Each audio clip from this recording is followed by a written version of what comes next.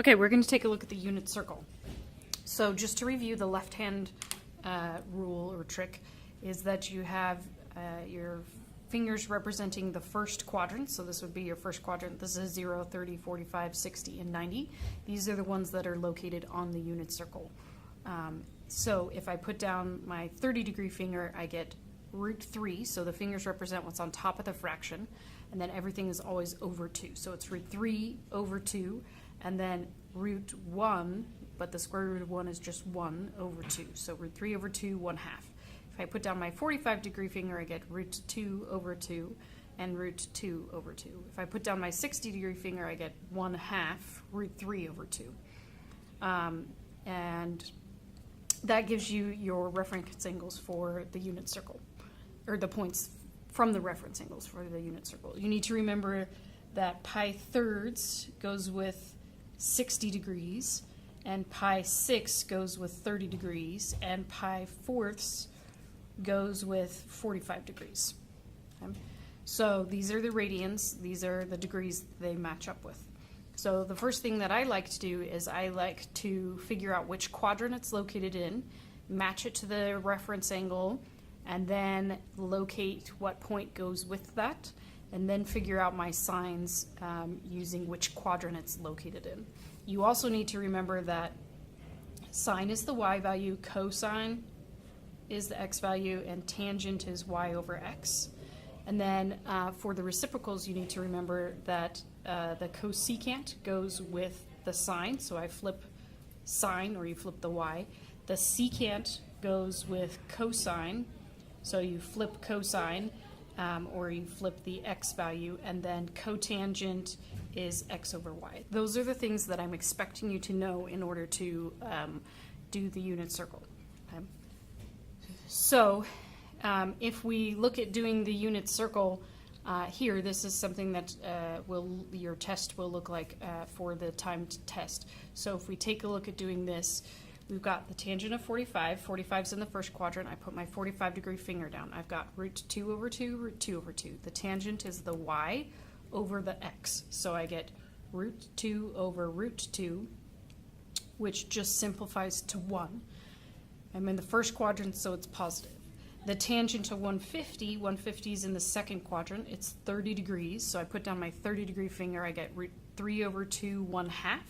The tangent is the y over the x, so I take 1/2 over root 3 over 2.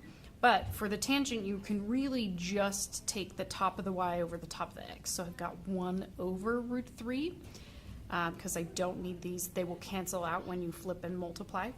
So the tangent in the second quadrant, it's left, which is negative, and up, which is positive. So the up was positive, the left was negative, so one of them's negative. Now remember, on this one, I'm not having you rationalize, but just so you know, this is the rationalized version of 1 over root 3, or negative 1 over root 3. So the sine of 240 is 60 degrees away. 60 degrees, I put down my 60-degree finger, I have 1 root 3 over 2, or sorry, 1/2 root 3 over 2. The sine is the y, so I have root 3 over 2. It's in the third quadrant, so the y value is negative. The tangent of 240, it's the same point again, so it's 1/2 root 3 over 2.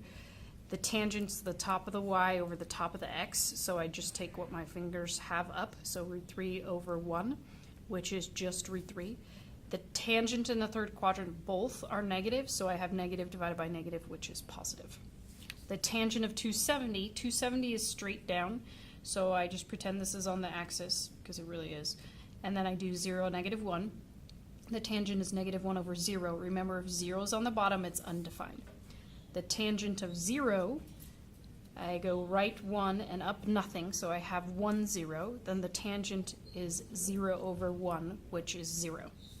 The sine of 270 is straight down. I have 0, -1.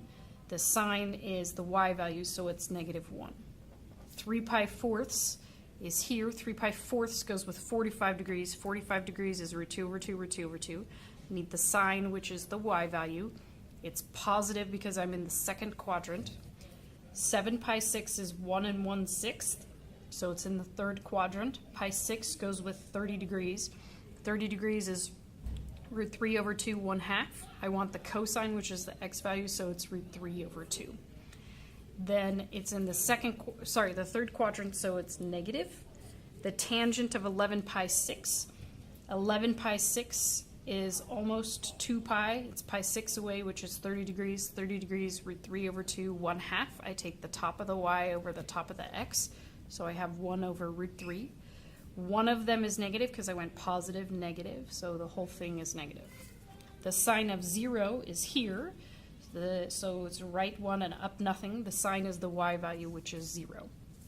Pi halves is straight up, so this is 0, 1.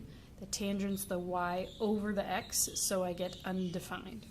The tangent of 3 pi fourths is in the second quadrant. Pi fourths is 45 degrees. 45 degrees is root 2 over 2, root 2 over 2.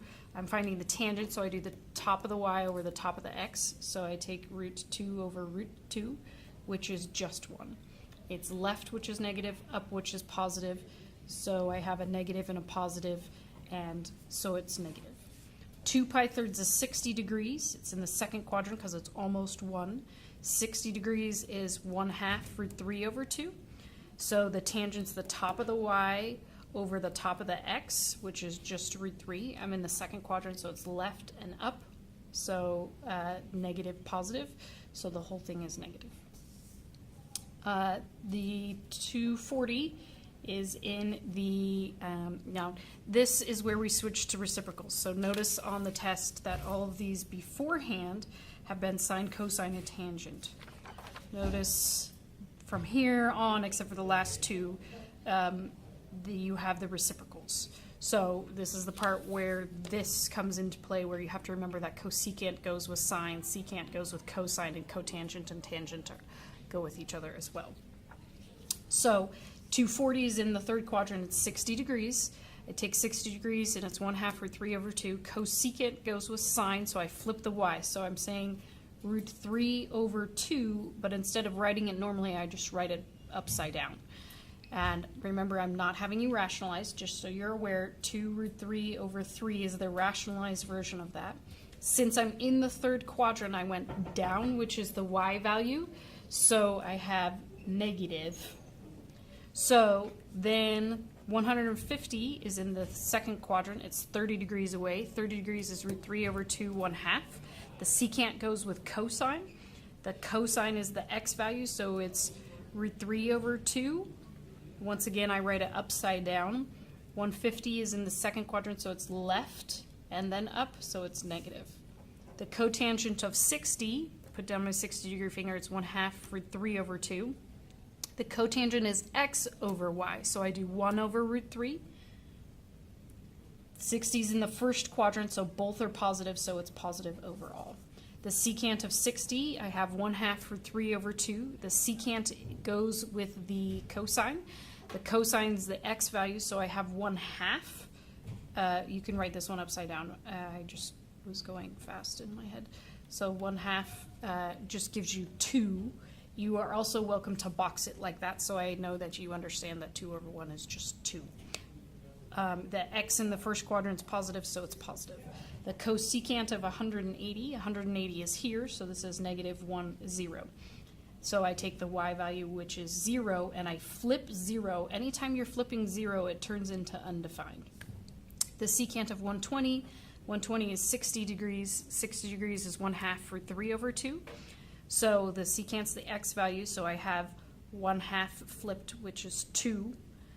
And then the secant is left, which is negative, so it's negative overall.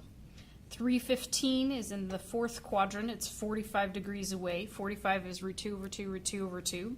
The secant's the cosine, so I take the x value, so it's root 2 over 2, and I write that one upside down. The rationalized version of this is just root 2. I'm in the fourth quadrant, so it's right, which is positive. So I just have either one of those. The cotangent of 7 pi 6 is 1 1/6. Pi 6 goes with 30 degrees. 30 degrees is root 3 over 2, 1/2. So I take root 3 over 1, which is just root 3. I'm in the third quadrant. Both are negative, which turns it back to positive. 11 pi 6 is in the fourth quadrant.